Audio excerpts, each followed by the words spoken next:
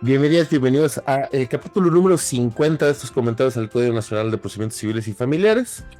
En el capítulo anterior nos quedamos en el primer párrafo del artículo 145 y acá continuamos con ese mismo artículo. Doña Erika, por favor, usted indica cómo avanzamos con el artículo. Pues el segundo párrafo, Dario, nos dice que en el uso de tales medios, o sea, los electrónicos, se deberán prever,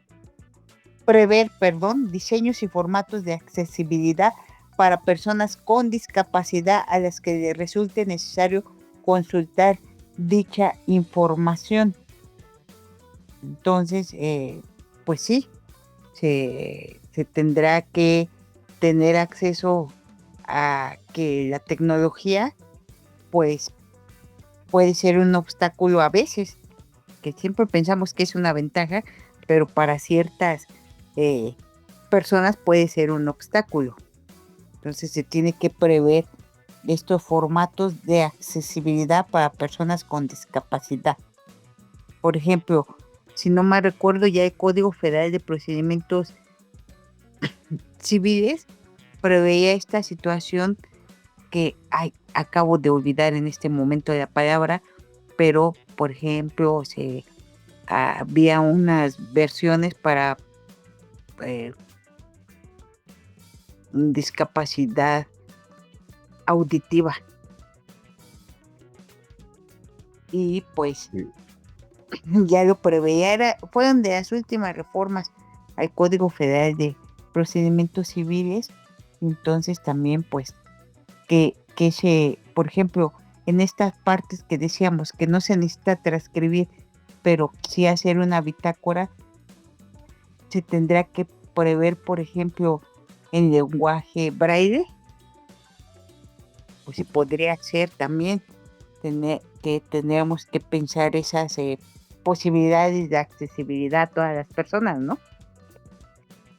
Realmente, nada más en lo que comentaba esto, fui al Código Federal de Procedimientos Civiles y son varios artículos, pero que tienen en general el mismo tipo de regulación que era cuando el absolvente tuviese una discapacidad visual, auditiva o de locución, el juez de la causa deberá, a petición de la parte que lo llegue a requerir, ordenar la asistencia necesaria en materia de estenografía proyectada, en los términos de la fracción sexta del artículo 2 de la Ley General de las Personas con Discapacidad, de un traductor o un intérprete. Y eso está en el artículo 107, vuelve a aparecer en el 180 cuando se trata de oferentes de pruebas, es la misma redacción. 274 bis, pero está esta idea de lo que usted Ya comenta. proyectada, ¿verdad? Sí. Sí. eh, Ahí lo único que yo pondré énfasis que ahí, como no leíste la codificación federal procesal anterior, es cuando las partes lo soliciten, ¿no? Pero yo ya. tendría la misma situación de que no, pues no, aquí sería que lo tienes que hacer sin necesidad de solicitud. Entonces, pues eso es muy importante, Darío, la estenografía proyectada. Qué bueno que me ayudaste porque no lo recordaba el nombre. Pero algo más No, pegar, Darío. no, nada más. Justo digo, qué bueno que comentó el caso de lo de Braille, porque, por ejemplo, nada más en el primer párrafo, cuando hablaba de excepcionalmente y estableciendo tal, se registraban por escrito o por cualquier otro medio idóneo a juicio de la autoridad jurisdiccional. Pues justo la combinación de estos dos párrafos es que no esté limitado por el, el acceso, ¿no? No se trata nada más de pasarlo de los medios electrónicos a escritos, sino a cualquier medio que resulte idóneo para el acceso efectivo de las partes de acuerdo a a la a la discapacidad que pudieran tener para acceder en los términos generales establecidos. Preguntas, Darío, perdón. Tengo una pregunta. O sea, ya aceptamos que es para personas con discapacidad, pero ¿qué va a suceder con las personas que tienen una brecha digital? Y si voy a una audiencia, me van a dar la copia de video, pero pues pues qué bueno que me la dan, pero no tengo cómo mirarla, o soy una persona que por mis condiciones pues ni siquiera sé usar una computadora o no tengo los medios, ¿dónde la voy a ver? Aunque tengo un abogado que me puede explicar o un defensor de oficio, yo quisiera tener conocimiento directo de consultar lo que fue esto. ¿Podríamos hacer eso extensivo a que entonces se le transcriba o ya estoy pidiendo mucho? Porque luego tú te enojas, Darío, que no, que las partes y que eso no dice la norma. Que por qué no hacen, que por qué no están en plan de igualdad, porque no, no, qué buena pregunta, porque cuando arrancó con este comentario yo pensaba mucho justo en la brecha digital, ¿no? Más porque nos vamos a mover, todo indica, próximamente a trámites administrativos del gobierno. Viene un plan muy importante para digitalización y me hace pensar siempre que en este país tenemos fuertes diferencias de accesibilidad bueno, una brecha electrónica o digital por muchas causas, ¿no? Creo, uno, que jueza puede tomar un tipo de decisión así para llegar a facilitar el acceso, pero acá me adelanto donde creo que el legislador, previendo un poco eso, en el 148 les estableció una disposición hacia los poderes judiciales, donde dice, en el poder judicial respectivo estarán disponibles los documentos, y le pone, y personal de auxilio para que las partes tengan acceso a los registros de audiencias a fin de conocer su contenido. Entonces creo que eso salva un poco el tema de la brecha digital, ya combinado con las posibles medidas que pueda tomar un juzgador para efecto de personas en situación de vulnerabilidad o de discapacidad. Me parece que ahí están cubiertos más o menos los supuestos. Al final, y esto sí, haber una disposición muy tradicional de lo procesal es como el acceso a la justicia siempre se ha entendido en términos de que al menos puedas acceder al juzgado, no en el sentido de que tengas que tener todo en casa. Entonces, entiendo que esto facilita mucho tener copias, llevarte y demás, pero no sé si el esfuerzo del Estado y el Poder Judicial tenga que ir más allá de permitir el acceso como en la sede judicial. Acá, otro problema, ya si hablamos de estados que tienen problemas de acceso y distancias, estados como en Oaxaca, que se puede hacer 8 o 10 horas de un lugar a otro en el mismo estado y que si no tienen partido judicial es posible. Bueno, hay que ver cómo se facilitan estas cosas, ¿no? Pero digo, entre los dos artículos. No, ¿no? Sí, sí. Pero gracias, Darío. Fuiste más accesible esta vez. Ya solo que te iba a decir que el acceso a la justicia, pues no nada más es que te vayas a parar ahí al juzgado, ¿verdad? Que bueno que te adelantaste a que te iba a objetar eso, pero está bien, Darío, se entiende. Es que luego de 50 capítulos, pues poco a poco ya me voy convenciendo de algunas cosas. Ay, gracias, Darío. De algo ha servido esto. Aunque nadie nos escuche, por lo menos nos estamos transformando nosotros. La importancia del diálogo. Pero bueno, fuera de eso, de estos primeros dos párrafos, creo que son las observaciones. No sé si alguna otra cosa esté pendiente. No, nada más. Y el tercer párrafo nos dice que al inicio de las audiencias, la persona secretaria judicial hará constar oralmente en el registro a que se hace referencia al párrafo anterior la fecha, hora y lugar de realización, datos del asunto y nombre de quien preside la audiencia. Desde que yo estudié esto de la oralidad en el proceso penal, nunca olvidaré una observación de un profesor no mexicano que ya tenían experiencia en la oralidad y nos decía, pero ¿por qué ponen esto en los códigos? ¿Por qué son tan formalistas aquí en México que tiene que salir a decir a alguien qué hora es, qué fecha, quién preside la audiencia? Pues cuando bien lo puede hacer la persona pues que se va a encargar de juzgar, ¿no? Más cuando pues acá acabamos de ver, Darío, que no necesita a nadie para que sea válido sus actuaciones. Entonces, creo que sí es un poquito de, pues yo sí diría que es formalismo, Darío. Me voy a atrever a decir que ahí sí el 17 constitucional, si alguien se atreviera a reponer un procedimiento porque la persona secretaria judicial no hizo constar todo eso, yo sí diría que esto es un formalismo, Darío. ¿Qué opinas? Primero, lo primero que me llamó la atención es que ese párrafo dice, al inicio de las audiencias, no sé qué, hará constar en el registro que hace referencia el párrafo anterior. Y el párrafo anterior habla de diseños y formatos de accesibilidad para personas con discapacidad. Entonces es como, se me hace que por ahí se les fue algo. Y yo creo que tampoco hace referencia al del primer párrafo, porque ahí no habla del registro.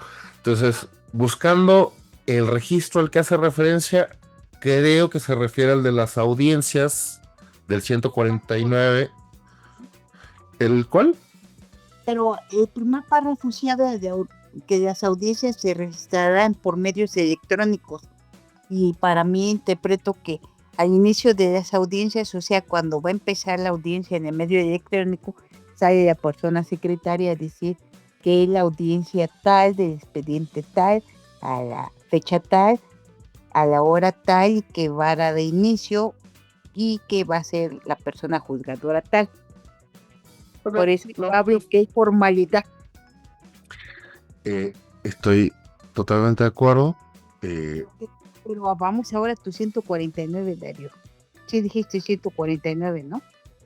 No, justo nada más, o sea, como traía esta duda, pero sí es cierto, o sea, cuando habla de registro, entonces es que yo leía y leía el párrafo y dije, bueno, es para dejarlo por escrito o no, gracias por la aclaración, es justo en apertura de la audiencia, es esa cosa que al inicio de la audiencia aparece el secretario, secretaria, que no nos habían comentado nunca antes en ningún momento, nada más para decir, ahí viene esta audiencia, es hora tal y demás. Exactamente.